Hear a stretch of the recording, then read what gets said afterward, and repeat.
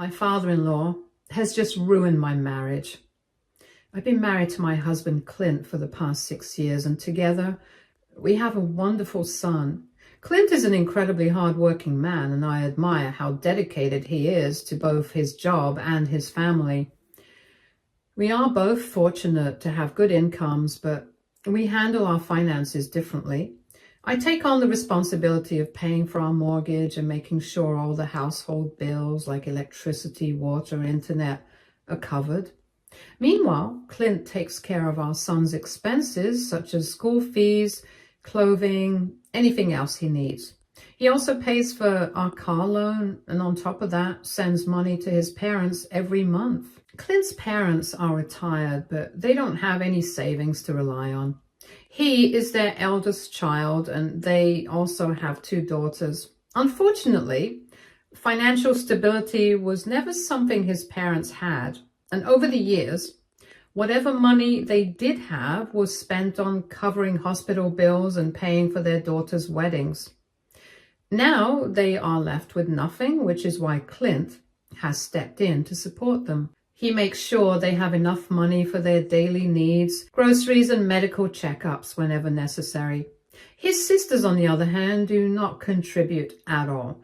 Instead, they take advantage of their parents by treating them like free babysitters, leaving their children with them for hours without offering any financial help. Despite this, it is always Clint who steps up, making sure his parents are taken care of, while his sisters continue to benefit from their generosity without giving anything back.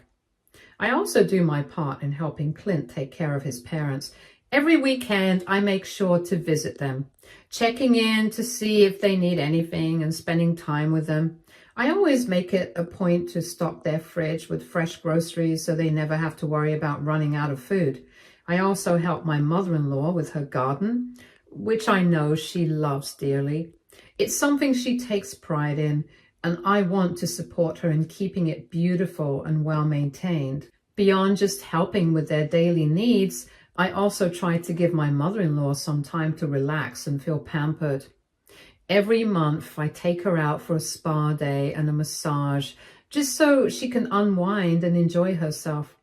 I believe she deserves it after all these years of working hard and taking care of her family. Out of all their children, I genuinely feel that Clint and I have done the most for his parents. We don't just provide financial support, we actively try to make their lives easier and more comfortable. But despite everything we do, Clint's parents seem to have a special soft spot only for his sisters. No matter how much we help them, they always prioritize their daughters. They even use the money Clint sends them to buy gifts for their other grandchildren while barely acknowledging our son.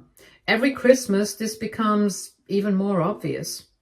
While they go out of their way to buy expensive gifts for their daughter's kids, they never put in the same effort for our son. One year, all he got from them was a pair of socks. Clint and I have both noticed this for a long time, but we choose to stay quiet for the sake of keeping peace in the family.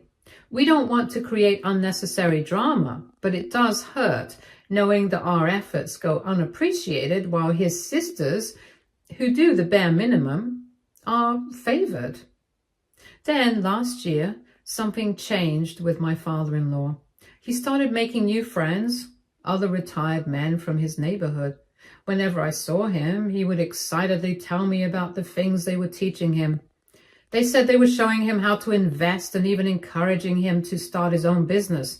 He seemed really eager about the idea, and I genuinely thought it was a great thing. I encouraged him, believing that having a project of his own would keep him busy and engaged. I figured it would be good for his mental well-being, something that would give him purpose and prevent him from feeling aimless in his retirement.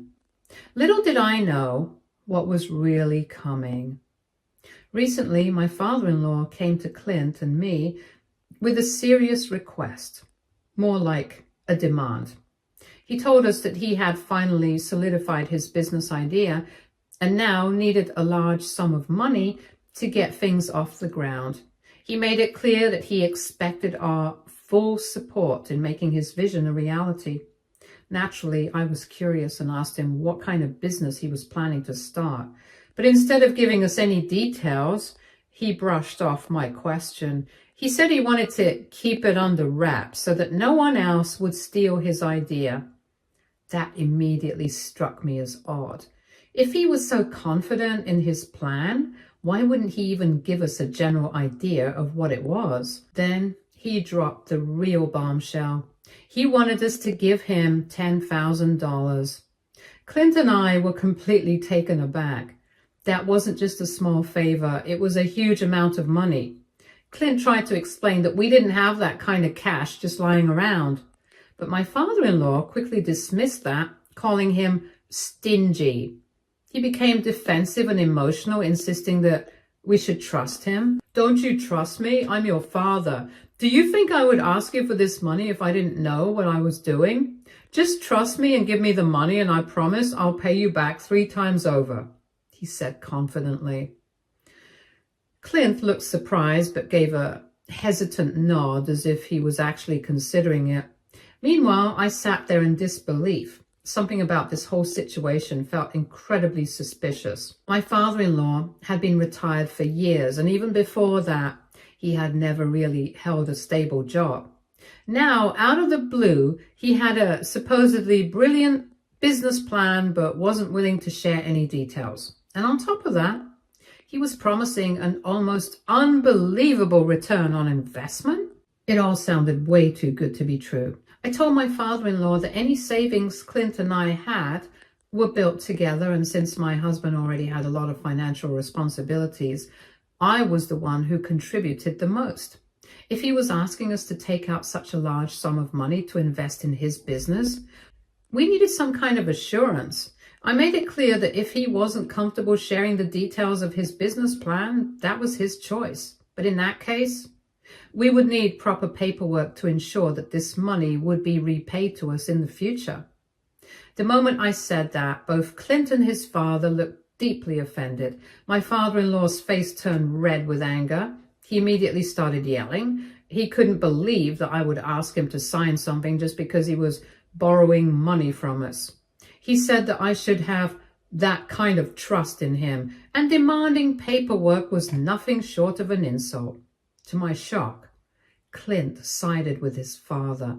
He told me that he trusted his dad completely, and that since we could afford to give him $10,000, it shouldn't be something we were fighting about. I couldn't believe what I was hearing. Yes, we were financially stable, but that didn't mean we could just throw away such a large amount without any security. I argued with Clint, telling him that our savings weren't just his to give away. The money was meant for our future, and more importantly, for our son's future. We both worked hard to build it, and he had no right to treat it like his personal fund to hand out without my agreement. If he wanted to help his father, we could discuss it properly. But expecting me to just hand over our hard-earned money without a second thought, that wasn't the kind of person I was. Clint was deeply offended by my response. He raised his voice, accusing me of doubting his father and acting as if I was insinuating that his dad was trying to steal from us. I remained calm and told him that I never said anything like that. I was simply being practical. If I were to lend such a large sum of money to anyone, I would need some form of assurance that it would be paid back. I pointed out the facts. My father-in-law had never repaid us for anything in the past, and now, out of nowhere, he was suddenly starting a business. What proof did we have that this business would succeed? What guarantee did we have that we wouldn't just lose the $10,000 completely? But despite my logical reasoning, neither Clint nor his father were willing to listen. They kept pressing me, saying that I was being distrustful and that I should have more faith in them because we're family. They made it seem like I was the unreasonable one simply because I wanted to be cautious. Then things took an even worse turn. My father-in-law, clearly angry, exploded with frustration. He shouted that back in his day, women weren't even consulted on these matters, and he didn't understand why I was interfering. He made it clear that he believed this should be a discussion between men and that I had no place questioning him. He then turned to Clint and said something that truly disgusted me. He told him that he needed to keep his wife in the reins and not let me get involved in such things, as if I was some unruly horse that needed to be controlled. At that moment, I realized something. This wasn't just about money anymore. It was about respect. And clearly, I wasn't getting any. I found my father-in-law's words highly insulting. Not get involved. As if I needed permission from my husband? I wasn't just going to sit there and accept that kind of disrespect, especially when he was the one coming to us asking for money. I looked him straight in the eye and told him exactly what was on my mind. I reminded him that he was the one begging for our money, yet he had the audacity to insult me just because I was a woman. I made it crystal clear we would not be giving him a single penny. And if Clint wanted to help his father, he would have to find that money on his own. Our savings belonged to both of us, and Clint had no right to withdraw any of it without my agreement. The moment those words left my mouth, my father-in-law completely lost it. He started yelling at me, throwing accusations left and right, as if I had personally wronged him. Clint didn't look any happier. His face was tense, and I could tell he was furious. However, instead of pushing the argument further, he tried to calm his father down. He asked him to give us some time and reassured him that he would talk to me. That seemed to pacify my father-in-law a little, and eventually he stormed out of the house. But once he was gone, all hell broke loose between Clint and me. We had one of the worst fights we've ever had. He accused me of being rude, cold, and mean for refusing to help his father. He felt that I had embarrassed his dad and disrespected him by flat out saying no. But I saw things differently. I told Clint that his father was taking advantage of us, using our hard-earned money without a second thought and refusing to provide any details and even resorting to insults when I didn't immediately agree. How was I supposed to trust someone who wouldn't even tell us what the business was about? I can tell Clint is completely torn between me and his father, but at the same time, I feel completely alone in this. Instead of seeing things from my perspective, he's making me out to be the villain just because I refuse to be blindly manipulated. And honestly, that hurts more than anything. So Reddit, AITA, Update 1. I know for a fact that my father-in-law is not someone to be blindly trusted, and I'm honestly relieved that I trusted my instincts and stood my ground. If it had been up to my husband, that $10,000 would already be in his father's hands by now, no questions asked. Truth is, Clint is completely under his parents' thumb. He does everything they ask of him without hesitation, no matter how unreasonable it may seem. His father knows exactly how to manipulate him, playing on his sense of duty, guilt, and loyalty. So he always comes to Clint when he needs money. Not once has he ever asked his daughters for financial help, and there's a clear reason for that. He knows they wouldn't give him a dime. Unlike Clint, they don't feel the pressure to be the provider, and they certainly don't let themselves be guilt-tripped into handing over money. But my husband, he's an easy target. Father-in-law knows he can rely on Clint to step up every time, no matter how much it inconveniences us. And that's exactly why I had to put my foot down, because if I didn't, this cycle would never end. Update 2. Lately, my husband and I have been fighting more than ever. The tension in our home is unbearable, and it's all because of the relentless pressure his father is putting on him. Every single day, Clint is bombarded with calls and messages urging him to give his father the money. And now, to make matters worse, his mother and sisters have also gotten involved. Instead of acknowledging that $10,000 is a huge amount and that we have every right to think things through, they keep telling Clint that as the oldest son, it's his responsibility to provide for their father's business venture, no questions asked. And if that wasn't enough, they have also started attacking me. They keep calling me greedy and a gold digger, as if I'm the one selfishly keeping money for myself, when in reality, I'm just trying to protect our family's future. According to them, I'm trying to ruin the family's unity by refusing to support my father-in-law's unreasonable demand. The worst part is that all of this is starting to get to Clint. I can see it happening little by little.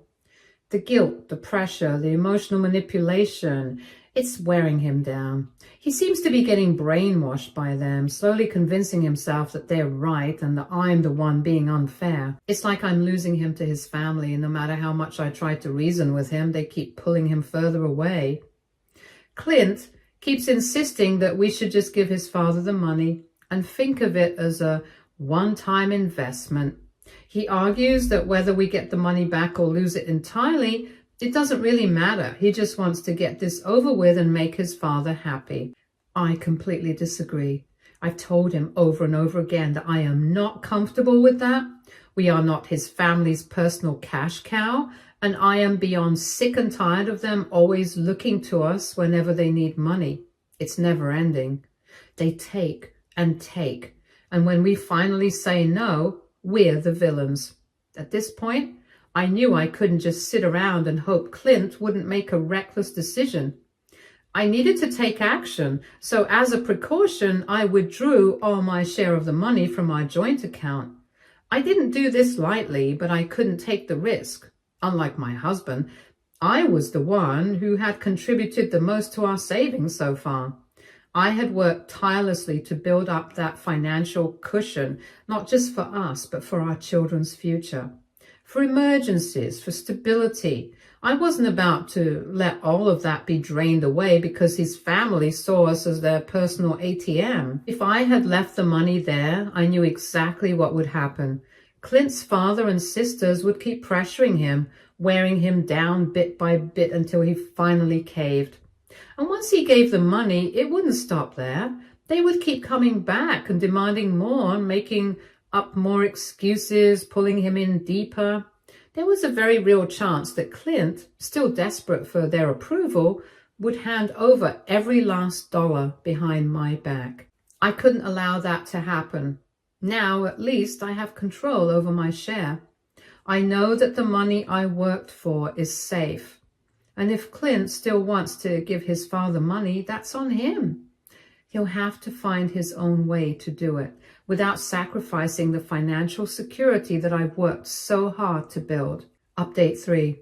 It's been a few days, and just as I suspected earlier, Clint did go behind my back and try to withdraw $10,000 from our account, but realized that I had already taken out my share. He was absolutely furious with me and kept yelling that his family had been right about me all along. He claimed that, as the head of the family, he had the right to decide what to do with our money, and I had no business going against him. We kept arguing, the fights growing worse each day, and then, in what he called an act of retaliation, Clint decided to move out. He packed his things and left, telling me that he needed to teach me a lesson about family ethics. It was like a slap in the face.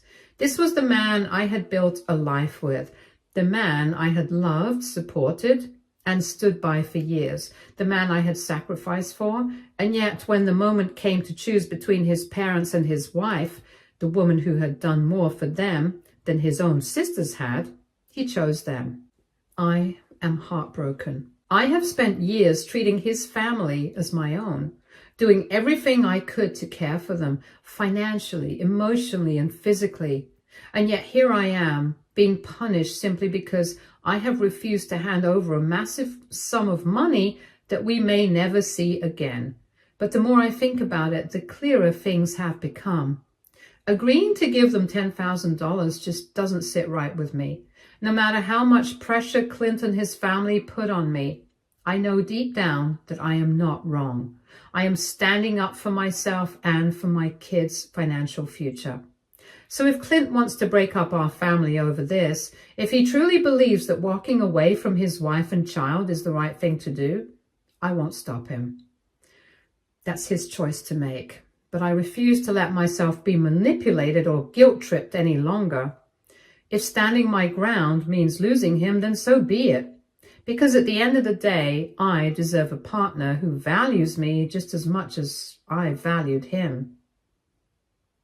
Update 4. It's been 2 months since my last update. And for those who've been asking, my husband is still staying with his parents and has refused to come back home. It seems like he has completely settled in with them, and despite everything, he has made no effort to reconcile with me.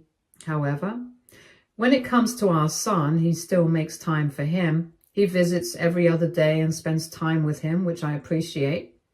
At least he hasn't abandoned his role as a father. As for our relationship, we don't talk anymore. Not about us, not about our marriage, nothing. The anger he felt that day when I refused to hand over the money seems to have not faded. It's as if he's holding on to some grudge, refusing to acknowledge that I had every right to stand my ground. But then, yesterday, out of the blue, he called me.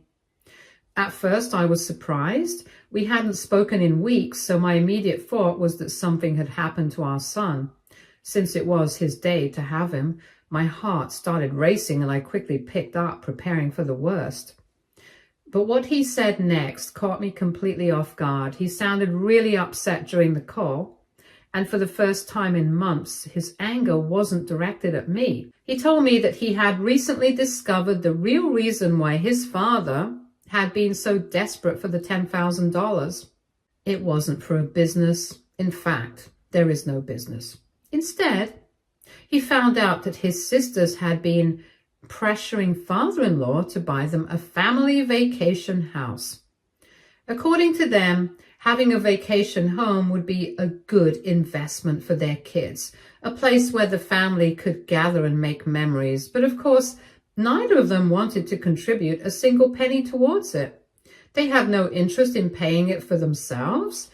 So they convinced their father that it was his responsibility to make it happen. And father-in-law, instead of telling them no, turned around and tried to get the money from us. Brian admitted that if we had given father-in-law the money, he would have come back asking for even more.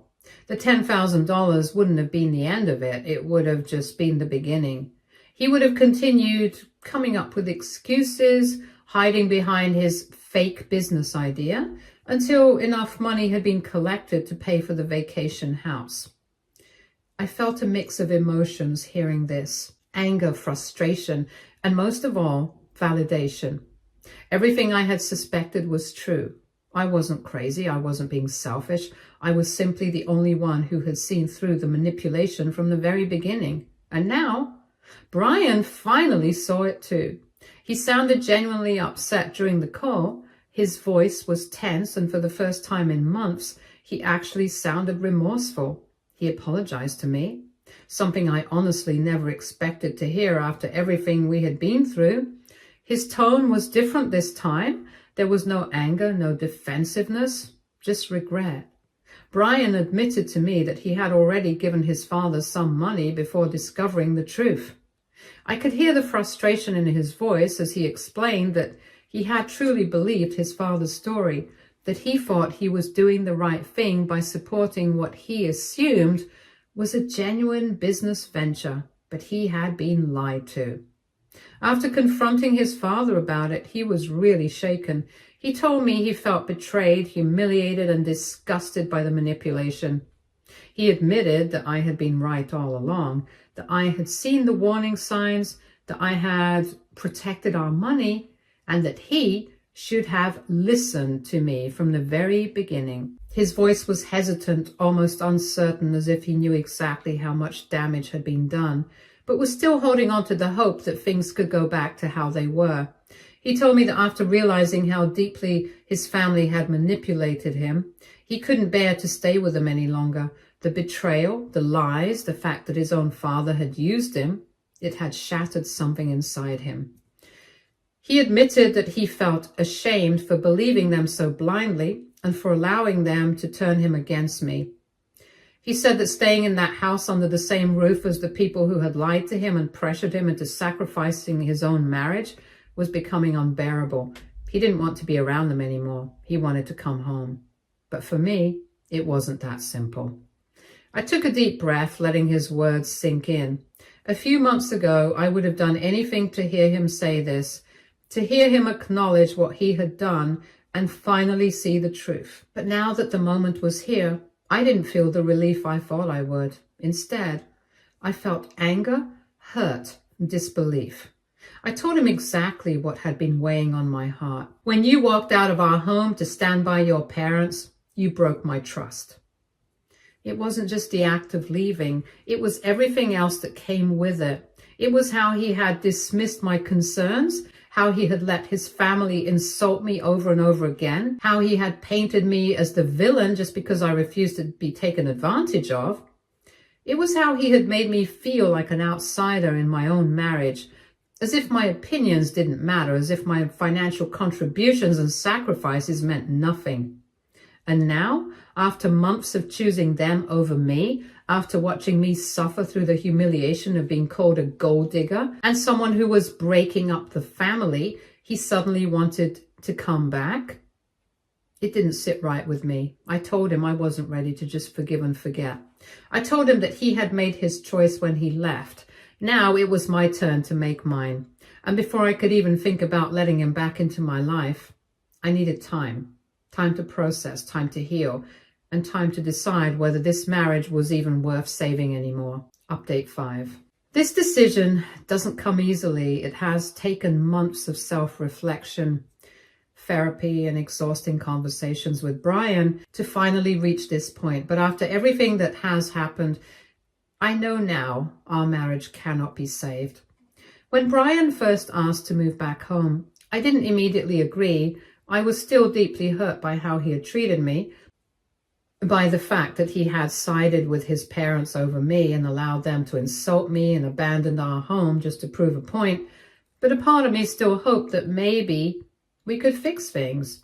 So for the past 2 months, we tried. We went to marriage counseling. I sat across from him in the session after session, pouring my heart out, trying to make him understand just how much he had hurt me. I explained how his doubts, his blind loyalty to his father, and his complete disregard for my feelings had shattered my trust in him. I told him how humiliating it was to be labeled a gold digger by his family, all while I had been the one carrying the bulk of our financial responsibilities. I told him that if we were to move forward, things had to change. We needed to cut his family off financially. No more being their safety net. No more bailing them out every time they mismanaged their lives. No more sacrificing our future for people who only saw us as a bank. We needed to set clear boundaries, and that meant going low contact, not completely cutting ties, but putting much needed distance between us and his manipulative family. But Brian refused. Despite everything his family did, the lies, the manipulation, the financial abuse, he still insisted that he couldn't abandon them. He said it was his duty as the eldest son to take care of them no matter what. Even though they had used him, even though they had disrespected me, even though they had nearly destroyed our marriage.